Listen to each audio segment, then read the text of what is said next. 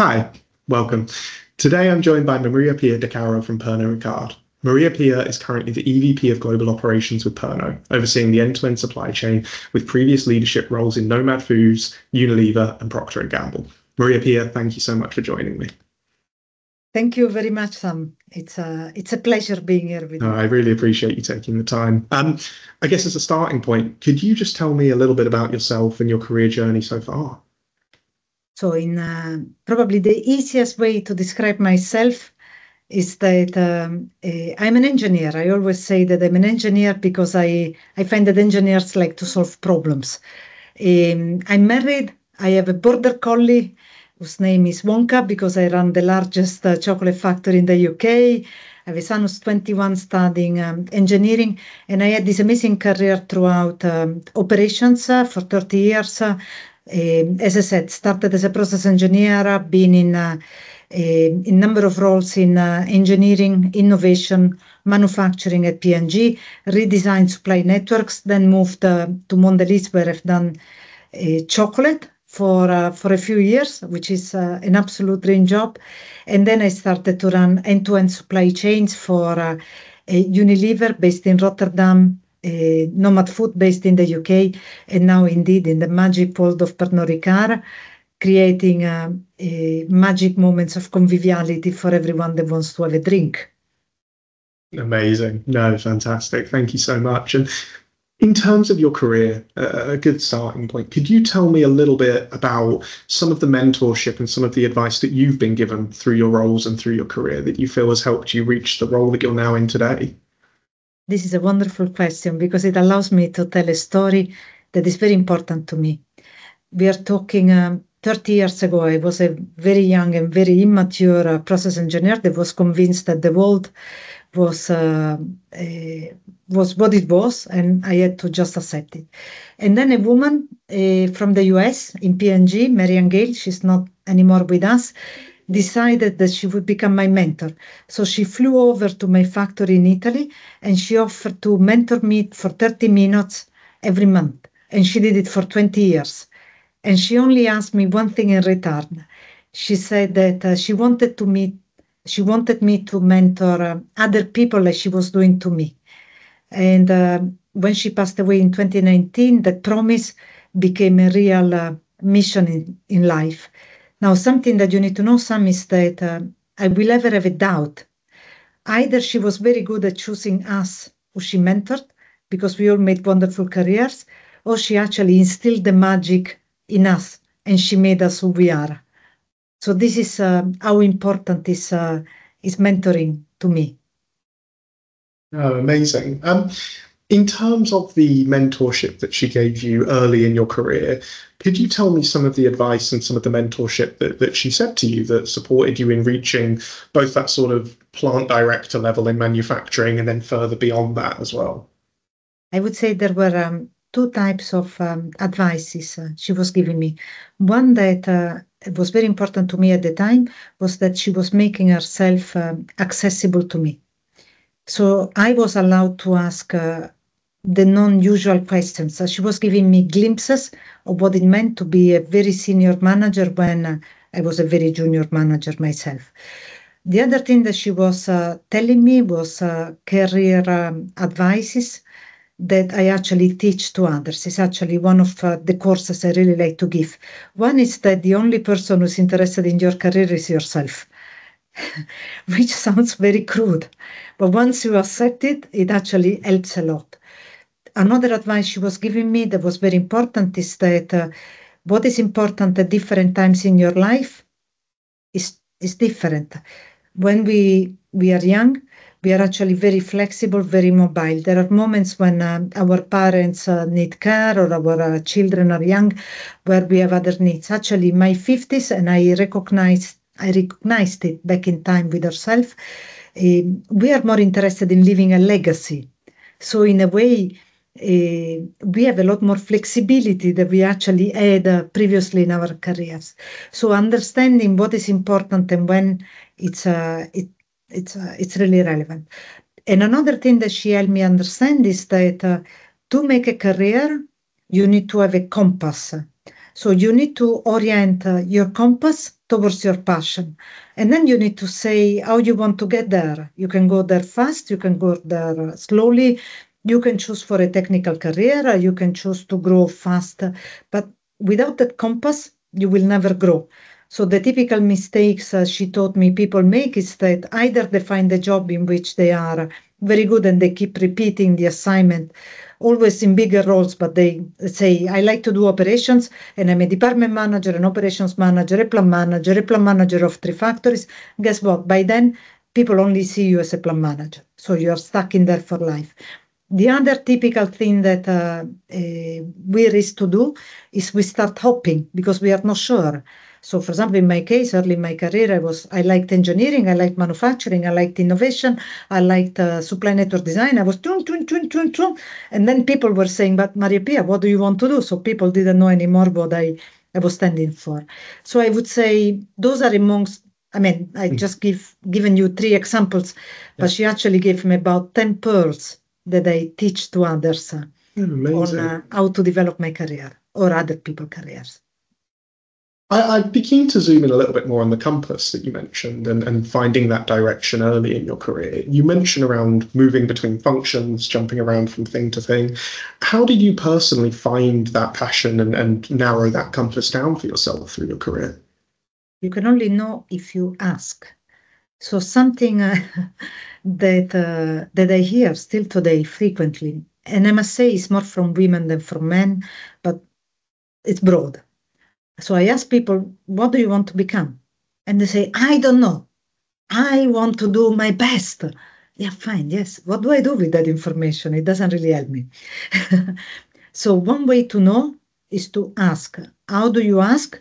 Through mentors, through associations, through being just ingenious. I was talking to a young manager in my organization a few days ago, last week, and I asked her who was the boss. So she knew who was the boss. Good on her. She knew the CEO. But then I asked her who was at the level below. Now she's a pretty junior manager, but she didn't know. And I was saying, but then how can you operate in an organization if you don't know who is doing what and what happens in every function? So being ingenious, being interested, creating your network is actually a very strong vehicle. We don't need to do all the jobs, but we can actually get close to what is important to us. And then it's practicing, because sometimes we don't know what we are good at. I didn't know I was a good engineer until I became an engineer. I didn't know I would enjoy manufacturing until I tried it. So it's a bit of instinct, a bit of research, and a lot of mentoring and coaching. Fantastic. In terms of supply chain is obviously changing very quickly. There's a lot of new skill sets emerging, a lot of new challenges emerging. For people who are starting their careers or midway through their career in supply chain, what do you think are the most essential skill sets that they should be focusing on, making sure they're honing and developing to enable them for the future in 5, 10, 15 years? I could give you the typical answers that are in fashion nowadays. You need to do AI. You need to look at total integration. Yes, of course, these skills are important. So we need to remain relevant in the world of today. So the more we are in tune with the new technologies and the new trends, that helps. I find that in today's context, a skill that is often underrated is the ability to design. So sometimes we go into roles and we become good executors of the tasks. But I think understanding how things really work, so this is a bit my connection to being an engineer, is very important. The more we understand how things work, how in this case the supply chain is connected end to end, from materials down to customers, and even sometimes the end of life to consumers, it is really helpful. And more in companies that did not always do investments in supply chain, this ability to design is in great demand and we don't find it as much. Now, you don't need to be a person with gray hair to have the ability to design. I find that it's something that we can develop and nurture throughout our entire career. Of course, when we are more junior, we will design on a smaller scale. When we are more senior, we will have seen more. We will be able to design on a bigger scale.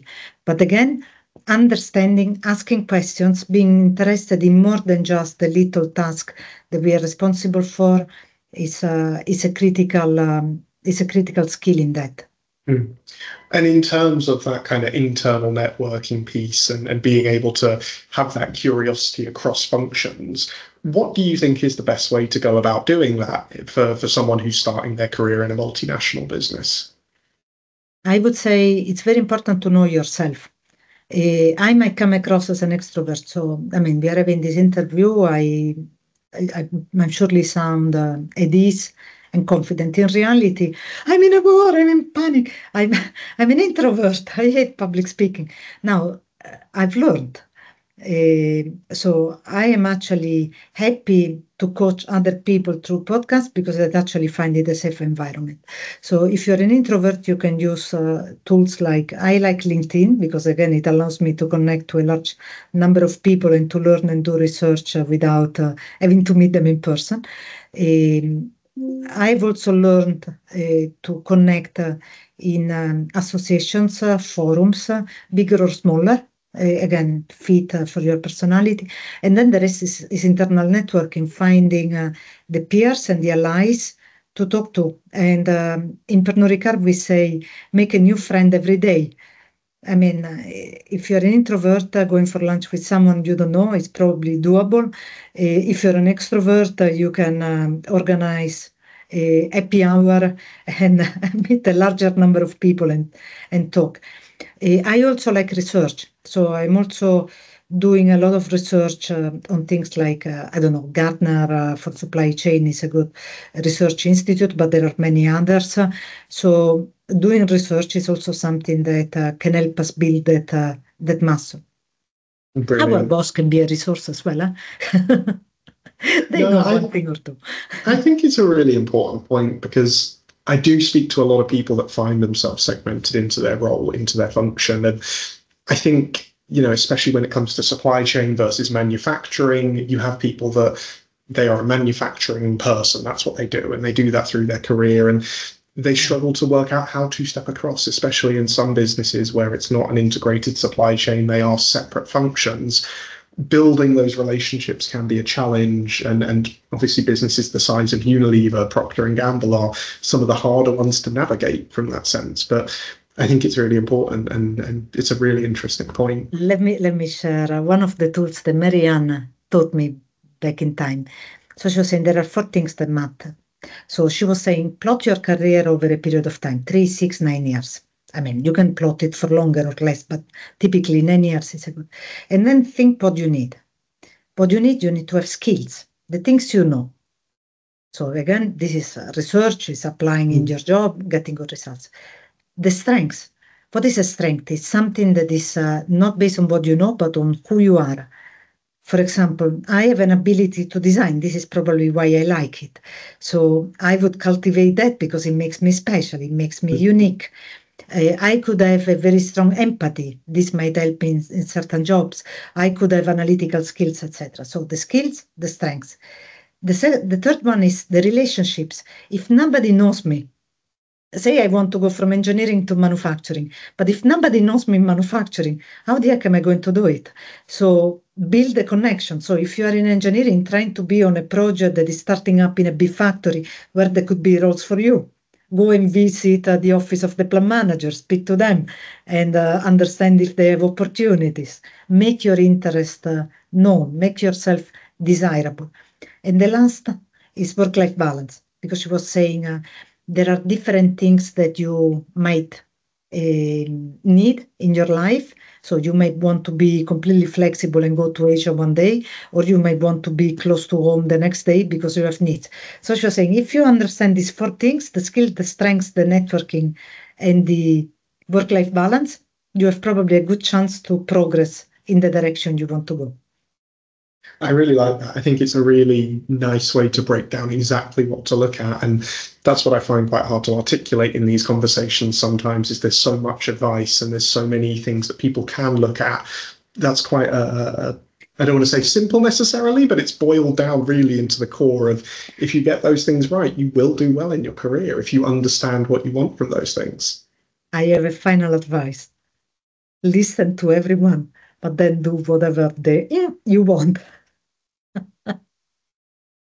I also think that is very good advice because ultimately, sometimes you've got to trust your gut. And this is a conversation that as headhunters we have quite a lot is, when is the right time to make a what to some people maybe a strange decision or a crazy decision? When should you move across continents or change companies or pivot in your career? And I think sometimes you're right. Sometimes it is just trusting your gut and going with what you think is right. And if we made a mistake, you know what? We change again. Yeah, life goes on and you pivot again. Absolutely. In terms of moving countries and moving sort of roles and continents and such, I know you spent a few years in China and spent time in Asia. I'm curious how you feel that helped now that you are in a global position, having worked in global positions, how that helped enable your leadership abilities. Immensely. If I have an advice for anyone, is that, and you and I were talking about Singapore and Asia earlier, I don't think I would be the person I am if I didn't have these experiences. I feel it's really an extra engine. People sometimes say that it's a sacrifice because you need to take the family abroad. To be honest, it was also hugely enriching for the family. Now, it requires a mindset, and it's easier if you start young. I guess the more mature we become, sometimes the more mental blocks we put on ourselves. But I wouldn't change my career for anything in the world. I love the British humor. I love the Dutch directness. I replaced an Italian husband with a Belgian one after having been in Belgium. I really like the French. I fell in love with Asia. Those experiences really forged who I am. No, amazing. And I think that understanding different cultures, both within Europe and then also outside of Europe, and having those different experiences, particularly coming from a manufacturing background and being able to walk a plant in Malaysia and see the difference between that and the Bourneville plant in the UK is valuable and definitely then helps when you're in a senior leadership role, doing that design role and looking at the Yeah. wider picture. I like to say that is my diversity evolution. So when I joined in my first job, I didn't have a clue of what diversity and inclusion meant. It was one of those concepts that were very abstract at the time. For an Italian woman who studied engineering, I really didn't have any cognition of that. And then Marianne started to open my eyes to gender diversity. I mean, she was coming from the US, they were much more advanced. Then when I went to Asia, I actually started to understand cultural diversity. And then once you start seeing different type of diversities, your brain never stops. You keep on learning. And then you discover style and age and now mental abilities and stuff. And the more you learn, the more you come to appreciate that the more diversity you have on your team, the better your results. And it's not rhetorics, it's true. So then you start going and going and going and learning. But that you can only experience if you see diversity around you. Absolutely. And I think particularly working in a role in Asia where you get exposure, and I know your role wasn't just in China, but across Southeast Yeah. Asia and various geographies, you really can see a difference in mindset, a difference in methodology, and just the way that things are done is very interesting. And I found that myself coming back to Europe from Asia. You can then sort of draw that into your own thinking and your own work as you go through your own role and life as well. Correct. It's starting from relationships in Asia. It's all about relationships. You don't Yes. talk business the first time, you talk relationship. Now, what I've realized is that it actually, guess what? It also works in Europe. It makes it a lot more personal to ask people how they are and Yeah, how they feel and about their family before you discuss a project. So it just enriches us. I think it makes us better human beings. Not perfect, absolutely. we are always fallible. We make millions of mistakes, but I think it makes us more complete. Absolutely. Maria Pia, if I was to ask you, and we've touched on this already, but advice that you would give, if you were to give one piece of advice to someone who was just starting their career out in supply chain, what would that advice be? Find the real job, do the real stuff. Don't think about, sometimes, again, stereotyping. When I speak to some of the younger kids, they tell me that they want to progress and they want to do and they want to change. But the best things I've learned by doing. it's sometimes the boring are tasks, because if you understand how difficult is the job, as you grow throughout your career, you will remain focused that your job is to actually make the life of your people better. That is you serving them and not them serving you. That work is an inverted pyramid, but that you can only do if you know how hard is to do the base tasks. So don't be impatient of making a fast career. Sometimes it's better to go slow to go fast. Absolutely. And yeah, we speak to people sometimes who have big ambitions, and there's nothing wrong with that, but they want to get there very, very quickly. And shortcuts generally do end up hitting a point where there is a limiting factor. Absolutely. Yeah. And on the other side of that, if I was to ask you what advice you would give to someone senior in their career, a vice president, a senior vice president who wants to take that final step to a board seat, what advice would you give to that person? Trust yourself and your instinct. When I left Unilever, there was still, a large corporate job, but I had still a few bosses above me, and I jumped into a chief supply chain officer, and Pernod Ricard is a similar type of job. I didn't know if I was fit for that type of job, because again, we know a lot, but we never know it all. Supply chain operations is so large. And I think it's the result of the investment that we have made throughout our careers. So if we think we are ready, it's actually worth testing ourselves in those roles, because we can give a lot. I mean, it's the point of senior leaders are leaders that, like myself, are very interested in leaving a legacy. So if we feel we are ready, I think it's our obligation, it's our duty to do it. And if we fail, again, who cares? We can do something else. Absolutely. And I think that final step is one that people struggle to find. There's only so many out there. It can be a hard one to do.